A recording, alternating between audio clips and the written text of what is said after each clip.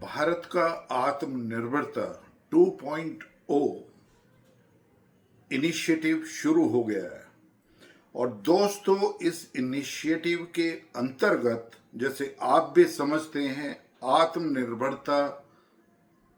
Self reliance Bharatvarsh के लिए बहुत ही जरूरी है। और ये इसलिए जरूरी है क्योंकि जिस तरीके से जियो पॉलिटिक्स में उथल पुथल हो रहे हैं और विश्व के सारे समीकरण जो है ना बहुत तेज गति से चेंज हो रहे हैं, सप्लाई चेन में जो कंस्ट्रेंट्स आ रही हैं, जो अवरोध आ रहे हैं, उसके लिए बहुत ही जरूरी है भारत का आत्मनिर्भर होना। लेकिन इस आत्मनिर्भरता में सबसे ज्यादा जरूरी है कि हमारा डेटा वो सुरक्षित रहे और वो सॉवरिन हो। मतलब ये है कि कोई भी बड़ी से बड़ी कंपनी विश्व की, चाहे वो गूगल हो, चाहे अमेजॉन हो, या माइक्रोसॉफ्ट हो, या मेटा हो, या एनवीडिया हो, एनीथिंग, जिनके डेटा सेंटर भारतवर्ष में आ रहे हैं, भारतवर्ष की कंपनीज के कोलैबोरेशंस में आ रहे हैं, या ग्लोबल कैपेसिटी सेंटर जो 3000 के करीब पहुंच गए हैं भारतवर्ष में, उन सभी का जो भारतवर्ष के डेटा को यूज कर रहे हैं, वो डेटा यहीं पे सुरक्षित होना चाहिए, यहीं पे उसका संरक्षण होना चाहिए,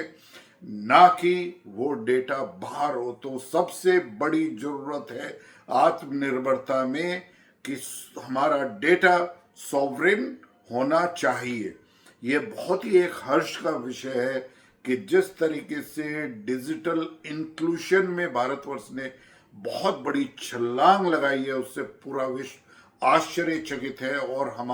सबसे ज्यादा डेटा ही नहीं प्रोड्यूस कर रहे हैं, बल्कि सबसे चीपेस्ट डेटा भी वो अपनी पब्लिक को प्रोवाइड भारतवर्ष करा रहा है। लेकिन ये हमारा एक तरीके से ये हमारी जिम्मेदारी है, रेस्पॉन्सिबिलिटी है गवर्नमेंट ऑफ इंडिया की, कि हम इंश्योर करें कि हमारा डेटा बिल्कुल सॉवरिन तरीके से होना चाहिए।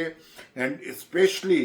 कहीं पे भी कोई भी डिफेंस से रिलेटेड डेटा हमारा बाहर नहीं जाना चाहिए, या हमारे जो क्रूशियल सेक्टर्स हैं जिन पे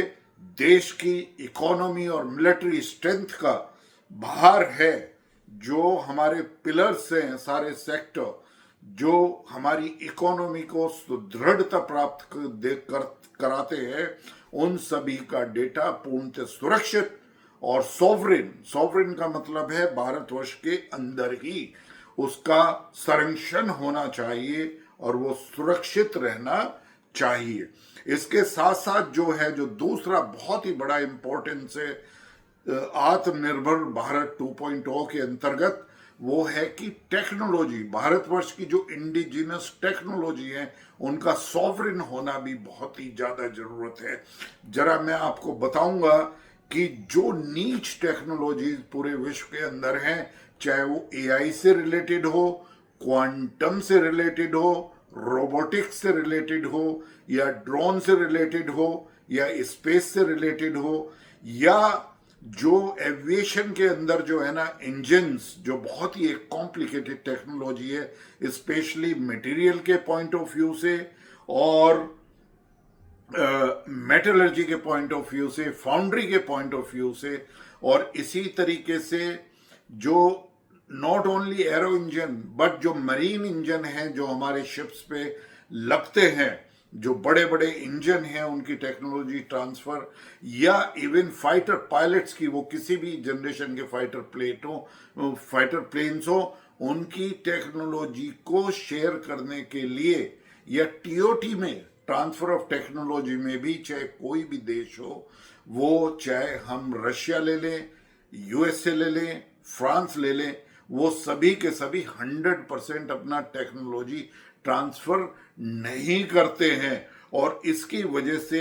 हमारे जो प्रोजेक्ट हैं वो काफी डिले होते हैं। मैं आपको एक उदाहरण देना चाहूंगा कि हमने 2021 में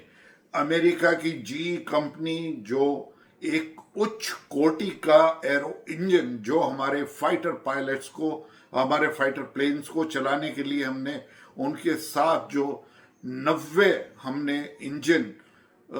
F404 मेक के जी को एक कॉन्ट्रैक्ट दिया था। उसमें अभी तक भी, मतलब आज 17 अप्रैल 2026 तक सिर्फ 6 इंजन डिलीवर हुए हैं। उन्होंने चाहे किसी भी तरीके का ग्लोबल सप्लाई चेन का मुद्दा उठाया हो या कोई और कंस्ट्रेंट्स दिखाए हो सप्लाई चेन में,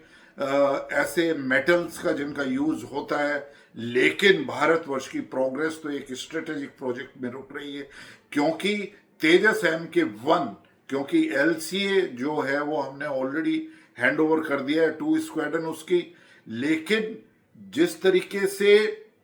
ये जो हमारा जो तेजस MK1 जो बनना था, इस तेजस MK1 के अंदर हमारा लगना था GE का 404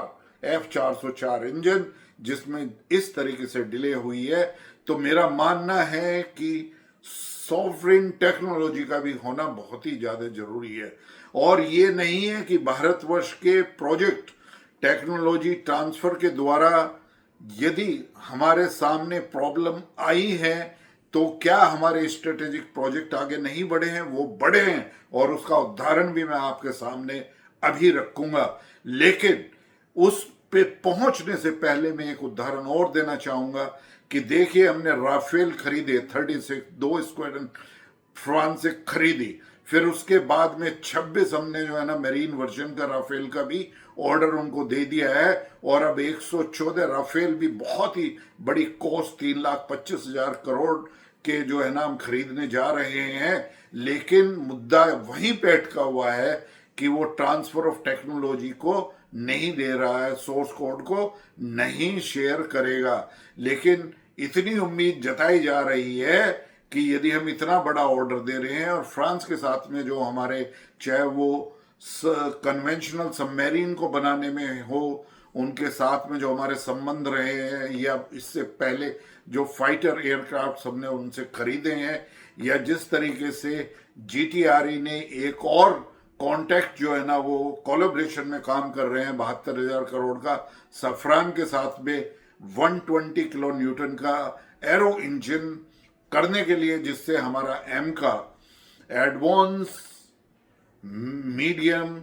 कॉम्बैट एयरक्राफ्ट M का जो हमारा एम्बिशियस प्रोजेक्ट है, उसके इंजन जो है ना हम अपने घर पे ही बना सकें। लेकिन इन सभी चीजों में टेक्नोलॉजी ट्रांसफर का मुद्दा आ रहा है। यदि सोर्स कोड नहीं शेयर करेगा तो हम अपने वेपन्स को किस तरीके से इंटीग्रेट कर सकते हैं। राफेल में तो हमें उन्हीं के ऊपर डिपेंडेंट होना पड़ेगा, लेकिन नेगोशिएशंस चल रहे हैं कि कम से कम एक तरीके से हमें इतना उसमें फैसिलिटी मिलनी चाहिए ट्रांसफर ऑफ टेक्नोलॉजी में कि हम अपने जो वेपन्स, जो हमारी BVR मिसाइल्स हैं, एस्ट्रा MK1, एस्ट्रा MK2 या और तरीके की जो हमारी मिसाइल्स हैं, हम उनको राफेल के अंदर, जो हमें राफेल F4 जो मिलने जा रहा है, उसके ऊपर हम इंटीग्रेट कर सके, यदि और पूर्णतः सोर्स कोड भी यदि नहीं मिल रहा है। लेकिन मेरा कहना है कि जब वॉर के अंदर आप एक बाहर की टेक्नोलॉजी पे डिपेंडेंट हो तो डेफिनेटली आपके सारे इंटरेस्ट सर्व नहीं होते हैं। तो ये बहुत ही इंपॉर्टेंट है। आत्मनिर्भरता के सबसे 2 बड़े कंपोनेंट होने चाहिए कि हमारा डेटा सॉवरेन होना चाहिए, हमारी टेक्नोलॉजी सॉवरेन होनी चाहिए। उसका जो है ना एक बहुत बड़ा टाइम हमारे सामने आ गया है। अब दोस्तों, मुझे बहुत ही खुशी हो रही है कि भारतवर्ष अपनी सॉवरेन टेक्नोलॉजी में भी, यदि आप देखेंगे तो आप देखिए न्यूक्लियर सबमरीन प्रोजेक्ट, जिसको नाम दिया गया था एडवांस टेक्नोलॉजिकल व्हीकल, जो 70s में भारतवर्ष ने चलाया और जिसके अंतर्गत पूरा एक तरीके से इंडिजिनस एफर्ट डालते हुए भी INS Arihant first nuclear submarine SSBN, जो स्ट्रेटेजिक हमारा न्यूक्लियर सबमरीन का प्रोजेक्ट है, वो किस तरीके से हमने अपने इंडिजिनस कंपोनेंट से उसको हमने प्राप्त किया। और आईएनएस अरिहंत जिसको 2009 में हमने कमीशन किया, उसमें 65% इंडिजिनस कंपोनेंट्स थे। और न्यूक्लियर सबमरीन प्रोजेक्ट में हम करीब करीब हमने पूरा इकोसिस्टम उसमें कर दिया है। जितने भी 35 से 36 जो बड़े सिस्टम एक सबमरीन के ऊपर लगते हैं रिएक्टर के साथ साथ, वो सभी हमने उनका इकोसिस्टम उनको सबको बनाने का यहीं पे अपने एमएसएमई और इंडस्ट्री के इंटरफेस उन सभी को स्टेक होल्डर उसमें बनाया है। तो हम एक स्ट्रेटेजिक प्रोजेक्ट को बहुत ही जल्दी से और बहुत ही अच्छी तरीके से हम सक्षम हैं कि अब उसको कर सकते हैं। तो क्यों नहीं हम सभी टेक्नोलॉजी जहां पर हम आज अटके हुए हैं उनको हम सॉवरिन क्यों नहीं बना सकते। मेरा कहने का ये है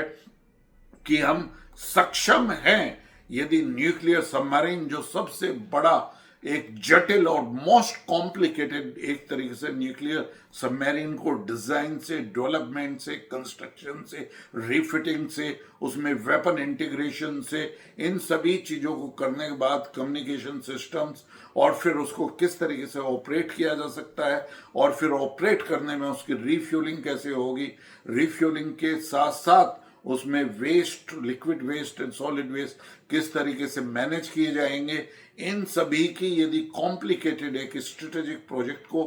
भारतवर्ष ने पूर्णतः एक सॉवरिन तरीके से बनाया है। और आप सुनिए जरा, आप आश्चर्यचकित रह जाएंगे कि आईएनएस अरिहंत जो फर्स्ट एसएसबीएन थी उसमें स्टील जो थी वो भारतवर्ष की नहीं थी। लेकिन जब आईएनएस अरिहंत उसी श्रेणी की दूसरी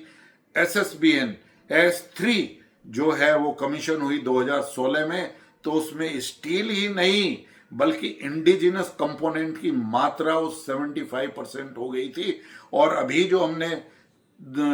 3 अप्रैल 2026 को जो आदरणीय रक्षा मंत्री श्री राजनाथ सिंह ने हमारी third nuclear submarine S4 INS Aridaman को जो कमीशन किया गया है, उसमें जो इंडिजिनस कंपोनेंट की मात्रा है उसको हमने 85% प्राप्त कर लिया है। तो यदि हम इतने सक्षम हैं तो क्यों नहीं वो सभी टेक्नोलॉजी, चाहे वो एआई में हो, क्वांटम के अंदर हो, जबकि हम उसमें पूरे एफर्ट्स डाल रहे हैं, या सेमीकंडक्टर को right from design to fabrication, testing, tuning, वो सभी की सभी जो है ना हमें प्राप्त करनी होंगी। इसी तरह से डेटा से कनेक्टेड सारी, जैसे मैंने बताया, वो सभी जो है वो हमें ढूंढना पड़ेगा कि जो ईमेल सिस्टम है माइक्रोसॉफ्ट का, उसको जिस तरीके से हमने एक इंडिजिनस अपनी जोहा कंपनी द्वारा बनाया गया, इसी तरीके से उन्होंने जोहो ने अपना जो है ना ईआरपी सिस्टम भी बना लिया है। और उन्होंने एक अराथाई जो है ना वो व्हाट्सएप का दिया है। तो इसमें और ज्यादा जो है ना स्टार्टअप आने चाहिए और हमें पूरा अपना इकोसिस्टम, चाहे वो सर्च इंजिन हो या एक तरीके से कोई भी सोशल मीडिया प्लेटफॉर्म हो, वो भारतवर्ष को अपने ही करने पड़ेंगे, जिससे सॉवरिन डेटा जो है ना वो हमारे यहाँ पे हो और हम किसी के ऊपर डिपेंडेंट ना हो। इसी तरीके से हमें आज जो हमारा एक करार भी हुआ है फिर हिंदुस्तान एरोनॉटिक्स लिमिटेड का जी के साथ में, वो बहुत ही अच्छा करार हुआ है। और उस करार के मेमोरेंडम ऑफ अंडरस्टैंडिंग और एग्रीमेंट में ये है कि भारतवर्ष के अंदर ही अब जी के जो है वो F414 नेक्स्ट जनरेशन, जो 5th जनरेशन एयरक्राफ्ट, मतलब हमारे तेजस MK2 के ऊपर उन इंजन्स को लगाया जाएगा। तो उनका निर्माण अब भारतवर्ष में ही शुरू होगा और हॉल जो है वो उसमें इन्वेस्टमेंट करके अगले 2 साल में ऐसा प्लान भारत में ही लगाएगा और जी उसमें पूरा कोऑपरेशन करेगा। और उनकी जो जी की वाइस प्रेसिडेंट थी वो इंडिया में आई इस कॉन्ट्रैक्ट को साइन करने के लिए। तो ये भी लग रहा है कि एक तरीके से अलाइनमेंट हो गया है। लेकिन भारतवर्ष को ये नहीं भूलना चाहिए कि जी ने ही F404 404 इंजन जो हमारे तेजस MK1 में लगने थे, उसको 2021 से अभी 2026 तक किस तरीके से लटकाया है। और उसको हमें ध्यान में रखते हुए जो हमारा एक पैरेलल जो प्रोजेक्ट चल रहा है जीटीआरई का सैफरान के साथ में एम्बिशियस, उसको हमें आगे बढ़ाना होगा। और उससे अलग जो जीटीआरई ने एक आरएफपी और है, जो एरो इंजन जो है वो किसी और प्राइवेट के साथ में भारतवर्ष में भी शुरू जो है ना करना है, जिसमें गोदरेज डिफेंस ने काफ़ी इंटरेस्ट दिखाया है। और इसी तरीके से हमने जो एमका के लिए जो आरएफपी लगाई है, उसमें एचएएल को बाहर रख के किस तरीके से प्राइवेट प्लेयर्स को, जिसमें टाटा डिफेंस है, एलएनटी है एंड भारत फोर्ज है, वो अब एक प्रोटोटाइप जो है ना वो 4 से 5 साल के अंदर यहीं पे बनाएंगे। तो इसी तरीके से हमें सोचना है कि जिस तरीके से हमने एम्बिशियस प्रोग्राम बनाया है, न्यूक्लियर पावर जनरेशन जो है ना 100 गीगावाट बाई 2047, और अब जो 6 अप्रैल को हमारे first FB BR fast breeder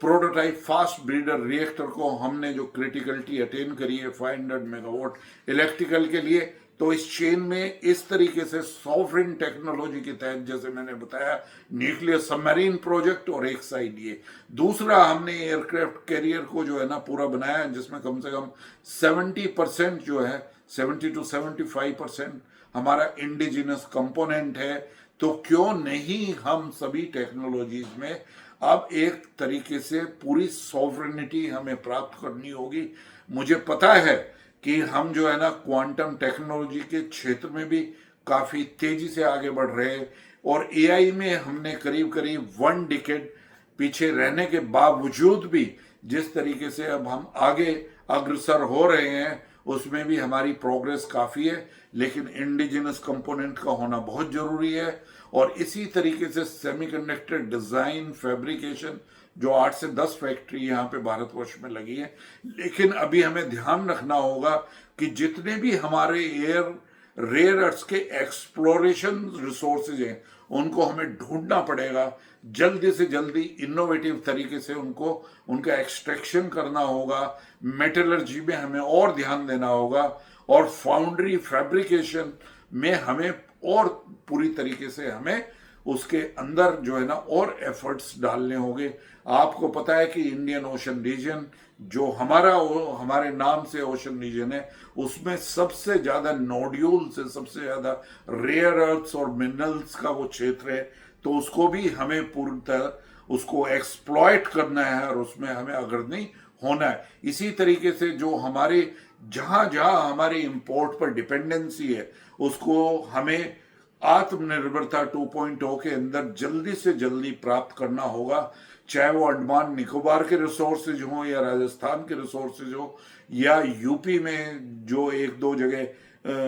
मिले हैं, तो उनको जल्दी से जल्दी एक्सप्लोर करके उनको जो है ना प्रोडक्शन लाइन पे हमें लाना पड़ेगा। इसी तरीके से जो रेयर अर्थ्स के जो हमारी माइंस हैं, जो हमने अभी उसमें प्राइवेट प्लेयर्स को इन्वॉल्व करके हमको बहुत ही तेज गति से उसमें आगे बढ़ना होगा। जिस तरीके से शिप कंस्ट्रक्शन, जो मैरीटाइम शिप के लिए हमने एम्बिशियस प्रोग्राम बनाया है ministry of ports and shipping ने, तो उसमें वो भी बहुत ही सराहनीय कार्यक्रम हम इसमें कर रहे हैं, जिससे जो हम 6 लाख करोड़ रुपए खर्च करते हैं भारत के वीएलसीसीज और वीएलजीसीज जो है ना गैस कैरियर और डीजल और पेट्रोल कैरियर या कार कैरियर बाहर से हायर करके हम अपने पूरे इंपोर्ट को और एक्सपोर्ट का जो ध्यान रखते हैं 6 लाख करोड़, उसमें हमें ध्यान रखना पड़ेगा। हमारा जो फॉसल फ्यूल और गैस को जो हम इंपोर्ट कर रहे हैं, वो हमारा बिल जो है ना करीब करीब साल में 16 लाख करोड़ के आसपास है। तो हम इन सभी को किस तरीके से कम कर सकते हैं, जल्दी से जल्दी आत्मनिर्भरता प्राप्त कर सकते हैं। जैसे हमने सोलार और रिन्यूएबल एनर्जी के बारे में हमने जो है ना बहुत बड़ी छलांग लगाई है, तो इसी तरीके से सारी मिनिस्ट्रीज को, सारे डिपार्टमेंट्स को, और ये हमारे आदरणीय प्रधानमंत्री जी ने भी आह्वान किया है कि हमें देखना पड़ेगा आत्मनिर्भरता 2.0 के अंतर्गत कि हम किस तरीके से अपने इंपोर्ट को कम से कम कर सकते हैं, और अपने अंदर ही ये sovereign data and sovereign technology को प्राप्त करते हुए किस तरीके से हम आत्मनिर्भर जल्दी से जल्दी हर एक क्षेत्र के अंदर हम बने। आज हमारे पास में डेमोग्राफिक डिविडेंड है, एक कर्मठ युवा है, 65% जो युवा हैं उनकी जो वर्किंग एज है वो 29 ईयर से कम है, और ये डेमोग्राफिक डिविडेंड जो है वो बहुत ही अच्छी तरीके से हमारे पास में एक डिकेड के लिए है। और फिर भी उसके बाद भी पूरे विश्व के यदि हम कंपैरिजन में लें तो ये डेमोग्राफिक डिविडेंड अभी 3 से 4 डिकेड हमारे साथ में रहने वाला है। तो हमें इसका पूरा प्रयोग करके अपने पूरे युवाओं को स्किल्ड करके हमें आत्मनिर्भरता प्राप्त करनी ही होगी जल्दी से जल्दी। हमारा टारगेट जो है ना वो 2030 होना चाहिए, चाहे वो सॉवरेन डेटा हो, सॉवरेन टेक्नोलॉजी हो, या इसी तरीके से हमें आत्मनिर्भरता सभी सेक्टर के अंदर, सभी मिनिस्ट्रीज के अंदर। दोस्तों, जैसे मैंने बताया, सक्सेसफुल हमारा nuclear submarine strategic project construction हमारा भारतवर्ष का अपना सॉवरेन है। इसी तरीके से जैसे जोहो ने अपना जो है ना ईमेल और दूसरे सोशल प्लेटफॉर्म्स और कॉरपोरेट के लिए एआरपी सिस्टम्स को इजाद किया है, इसी तरीके से हमें डेटा और जीसीसीज और इनके क्षेत्र में अपना जो है ना संपूर्ण डेटा यहाँ पे रखना होगा। जिस तरीके से एफबीटीआर हमने बनाया है उसमें थोरियम के हमारे पास में बहुत ही लार्ज डिपॉजिट्स हैं। तो एक तरीके से हम एनर्जी सिक्योरिटी के मामले में भारतवर्ष बहुत तेज गति से आगे बढ़ सकता है, इसकी पूरी संभावनाएं हैं। और हमने जिस तरीके से एयरक्राफ्ट करियर बनाया है, या हमारे शिपयार्ड जिस तरीके से हर 40 डेज में एक नए वेसल शिप को जो है ना भारत की नेवी के लिए कमीशन कर रहे हैं, वो एक बहुत बड़ी उपलब्धि है। चाहे वो new generation state of art destroyers हो, या एम्बिशियस एम्फीबियन शिप्स हो, या कॉर्वेट्स हो, या स्टेल्थ फ्रिगेट्स हो, या हम जो क्रूजर्स बनाएंगे, या एक तरीके से सर्वे शिप्स हैं या टैंकर्स हैं, इन सभी के उसमें मिसाइल ट्रैकिंग सिस्टम है। अब उनको हमने इंडिजिनसली बना लिया है, तो क्यों नहीं हम आत्मनिर्भरता जो है सभी क्षेत्रों में प्राप्त कर सकते। दोस्तों, ये भारतवर्ष के लिए बहुत ही जरूरी है। एक स्वावलंबी देश को बनाना ये हमारी जरूरत है। आज हमारे सारे ग्रोथ इंजन जो है ना वो फायर कर रहे हैं, लेकिन प्राइवेट को और ज्यादा इन्वेस्टमेंट जो है ना इन सभी जगह करना होगा। भारतवर्ष हमारी जो गवर्नमेंट है वो एक तरीके से जो हमारे ग्रोथ इंजन स्टार्टअप्स हैं उनके लिए काफी खर्च कर रही है। हमारी डिफेंस मिनिस्ट्री का जिस तरीके से एक्सपोर्ट 38,600 करोड़ बनाया है, तो वहां पे बहुत ही अद्भुत कार्य हुआ है। और जिस तरीके से हमारी इंडिजिनसली डेवलप्ड, चाहे वो AK-47 का जो काउंटर पार्ट AK-103 या 203 जो राइफल्स बनाई हैं, क्लोज कॉम्बैक्ट वेपन्स बनाए हैं, जिस तरीके से हम इंडिजिनस जो हैं वो हमने लाइट टैंक्स बनाए हैं, या हाउचर गन जो है ना वो 105 से लेके 155 mm, और जिस तरीके से भारतवर्ष जो है ना अपने रॉकेट प्रोपेल जो है ना वो एम्यूनेशन बना रही है, या हम तरह तरह की मिसाइल्स जो बना रहे हैं वो सभी next generation missiles, next generation BrahMos हो, next generation extra MK1 MK2 हो, या पिनाका रॉकेट की जिस तरीके से हम रेंज कर रहे हैं, पिनाका रॉकेट के अंदर जो है ना हम किस तरीके से रैमजेट इंजन या रैमजेट इंजन को हम जो है ना अपनी मिसाइल्स या हाइपरसोनिक मिसाइल्स में किस तरीके से यूज कर सकते हैं। और इन सभी क्षेत्रों में बहुत तेज प्रगति से हमें करना होगा, लेकिन उसके लिए जरूरी है, जैसे मैं बार बार रिकमेंडेशन करता हूं, अभी कम से कम जो है ना हमें 5,000 ऐसे लोग पूरे वर्ल्ड से जो टेक्नोलॉजी एक्सपर्ट हैं सभी फील्ड्स के, उनको भारतवर्ष को एक तरीके से, जैसे भारतवर्ष ने, गवर्नमेंट ऑफ इंडिया ने 1 लाख करोड़ वो प्राइवेट R&D के लिए दिया है, इसी तरीके से 1 लाख करोड़ में 5,000 लोग ऐसे जो विश्व में उनको जो सुविधाएं, जो पे पर्क्स और ये हैं, जो टॉप साइंटिस्ट हैं, जो टॉप डिस्रप्टिव क्रिएटर्स हैं, चाहे वो एक तरीके से कहीं भी किसी भी देश से हमें उनको लाना पड़े, उनको देखना पड़ेगा, R&D के ऊपर हमें और इन्वेस्ट करना पड़ेगा। पूरे रेगुलेटेड तरीके से प्राइवेट इंडस्ट्री जो क्लेम कर रही है R&D का पैसा, या जो प्राइवेट यूनिवर्सिटीज R&D के अंदर, उनकी मॉनिटरिंग करनी होगी, जिससे जो एक रिसर्च एंड डेवलपमेंट और जो इनोवेशन का है, ये एक बहुत ही, मैं एक सुखद समाचार आपके साथ में शेयर कर रहा हूं कि भारतवर्ष जो है वो टेक्नोलॉजी के क्षेत्र में जो एमर्जिंग टेक्नोलॉजीज हैं, ऑस्ट्रेलिया एक रिसर्च पेपर जो उस पर सर्वे करती है, तो वो हम 2023-2024 तक हम 65 जो एमर्जिंग टेक्नोलॉजीज, न्यू टेक्नोलॉजीज थी, आउट ऑफ 75 जो थी, उसमें हम सिर्फ 3 जगह जो है ना अग्रसर थे, लेकिन हम अब करीब करीब 63 या 64 ऐसी टेक्नोलॉजीज में वर्ल्ड के अंदर जो है ना हम अग्रसर हैं। तो ये एक बहुत बड़ी छलांग भारतवर्ष ने लगाई है। ये ऑस्ट्रेलिया का जो थिंक टैंक है जिसने रिपोर्ट दी है, ये बिल्कुल ही अनबायस्ड और वो एक नॉन संस्था है जिसमें, तो इसमें हमें एक प्राइड करने की जरूरत है और अपने सभी साइंटिस्ट और जो हमारे और जो उनको साइंटिस्ट के इकोसिस्टम में जितने भी लोग हैं, हमें और कर्मठता से और इनोवेशन, फ्रुगल इनोवेशन में भी भारतवर्ष अपना स्थान रखता है। तो ये हमें ध्यान रखना होगा कि सॉवरेन डेटा, सॉवरेन टेक्नोलॉजी और इंपोर्ट का मार्ग कितना हम कम से कम कर सकते हैं, यह हमें सोचना होगा। और एक आत्मनिर्भरता 2.0 के अंतर्गत 2030 तक हमें लक्ष्य अवश्य ही प्राप्त करने होंगे, यदि हमें भारतवर्ष को निश्चित तरीके से एक विकसित भारत बनाना है, जिसमें कम से कम जो है वो भारतवर्ष की जीडीपी वो $38 ट्रिलियन, जैसा कि मैंने अपनी किताबों में लिखा है, या हमारी पर कैपिटा इनकम जो है वो करीब 20 से 25 हजार $, हमारी पर कैपिटा इनकम जो है वो 2047 तक हो जाए। दोस्तों, यदि आपको ये वीडियो पसंद आया हो तो इसको लाइक करिए, अपने दोस्तों को, नॉन पर्सन को सर्कुलेट करिए, और मेरे चैनल कमांडर स्ट्राइक्स को आप सब्सक्राइब करें। टिल नेक्स्ट, जय हिंद, वंदे मातरम।